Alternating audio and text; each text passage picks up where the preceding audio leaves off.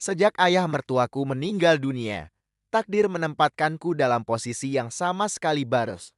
Aku menjadi satu-satunya pria di rumah besar 2 lantai milik keluarga istriku.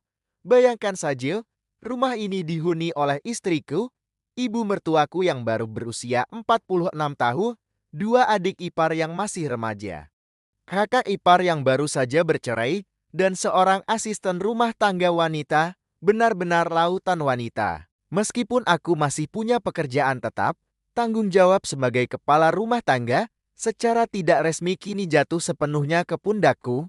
Aku harus mengurus semuanya, mulai dari memperbaiki ganteng yang bocor, mengganti tabung gas yang habis, sampai menjalankan berbagai tugas di luar rumah yang dulu selalu dikerjakan oleh almarhum ayah mertua. Semua ini kulakukan di samping peranku sebagai suami dan ayah. Anehnya, aku merasa sangat dibutuhkan dan dicintai. Terutama oleh ibu mertuaku, dia benar-benar menghargai setiap bantuanku, sekecil apapun itu. Istriku juga tampak bahagia dengan tinggal di rumah ibunya. Ia mendapat bantuan penuh dalam mengurus anak-anak kami dan pekerjaan rumah tangga.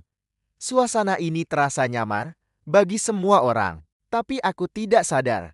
Kenyamanan ini perlahan membuka pintu ke sebuah dunia yang jauh lebih intim dan rumit.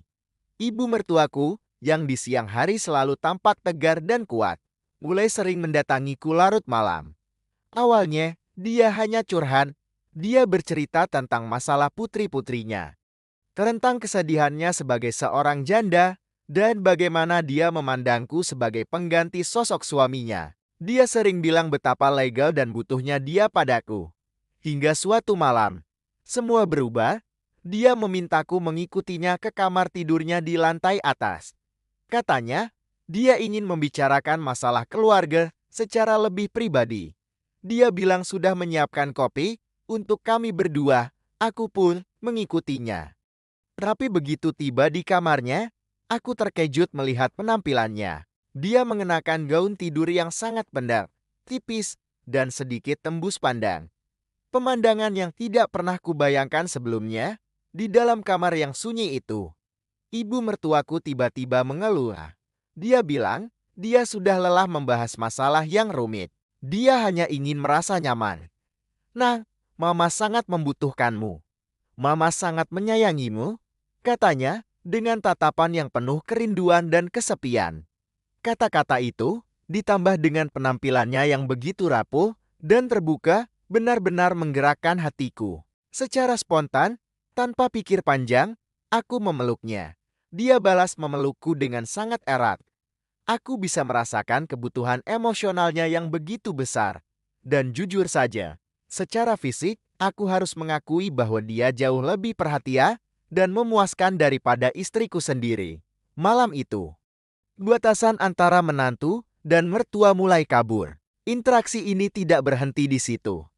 Pertemuan larut malam kami menjadi sebuah pola yang terus berulang di hari-hari berikutnya. Aku merasa menjadi sosok yang sangat penting baginya, lebih dari sekadar menantu. Tak lama setelah itu, ibu mertuaku mendatangiku lagi. Kali ini dengan kekhawatiran baru. Dia menunjuk pada kakak iparku, putri tertuanya yang baru saja bercerai. Kakak ipar terlihat terus murung, mengurung diri di kamar, dan hampir tidak pernah tersenyum. Ibu mertua memintaku untuk mendekatinya, menghiburnya, dan mencoba membuatnya tersenyum lagi. Aku menganggap ini sebagai tugas baru dari kepala keluarga yang telah dipercayakan kepadaku oleh ibu mertua. Aku pun mulai mendekati kakak ipar. Awalnya, suasana terasa sangat kaku. Dia irit bicara dan selalu menunduk. Tapi aku tidak menyerah. Sebuah lelukan kecil yang kulontarkan tanpa sengaja ternyata berhasil membuatnya tertawa. Tawa kecil itu seperti memecah kebekuan di antara kami.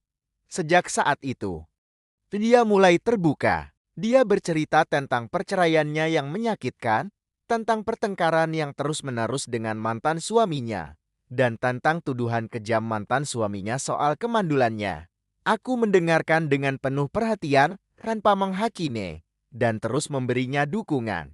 Suatu malam, saat aku sedang berada di kamar ibu mertu, untuk sesi curhat kami yang biasa, Kakak ipar tiba-tiba masuk tanpa mengetuk. Dia hanya berdiri di ambang pintu, menatap kami dengan tatapan yang sulit diartikan, lalu pergi begitu saja. Setelah dia pergi, ibu mertuaku tersenyum dengan cara yang sangat misterius. Dia kemudian menyarankan agar aku melanjutkan obrolan dengan kakak ipar dan menemaninya di kamarnya. Aku mengerti maksudnya. Aku pun pergi ke kamar kakak ipar. Kami berbicara banyak hal sambil menikmati sedikit minuman keras yang ternyata dia simpan. Suasana menjadi lebih santai. Dia mulai memujiku, mengatakan betapa pengertiannya aku. Seandainya saja mantan suamiku bisa sepertimu, desahnya pelan sambil menatapku dalam-dalam. Aku menatapnya kembali, dan dengan sedikit keberanian, aku berkata, "Anggap saja aku adalah suamimu yang telah berubah sikap." Kataku, mencoba memberinya sedikit penghiburan dan harapan. Kata-kataku sepertinya membawa kehangatan yang tak terduga baginya. Keintiman yang terjalin di antara kami malam itu pada akhirnya mengulang pola yang sama seperti yang terjadi dengan ibu mertuanya. Kisahku berakhir pada sebuah posisi yang sangat unik dan tak pernah terbayangkan. Aku menjadi pria yang sangat dekat, bukan hanya dengan ibu mertuaku, tetapi juga dengan kakak iparku dan istriku. Dia sama sekali tidak curiga. Dia justru terlihat sangat bahagia melihat suaminya begitu melindungi keluarganya, menjadi sosok pelindung bagi ibu dan saudara perempuannya. Aku merasa mendapatkan rezeki yang tak terduga, bukan dalam bentuk materi, melainkan dalam bentuk hubungan intim dan posisi istimewa di antara para wanita yang mendominasi rumah besar itu. Aku telah menggantikan peran ayah mertua sepenuhnya, bahkan di dalam kamar tidur mereka, sebuah rahasia yang tersembunyi di balik dinding rumah.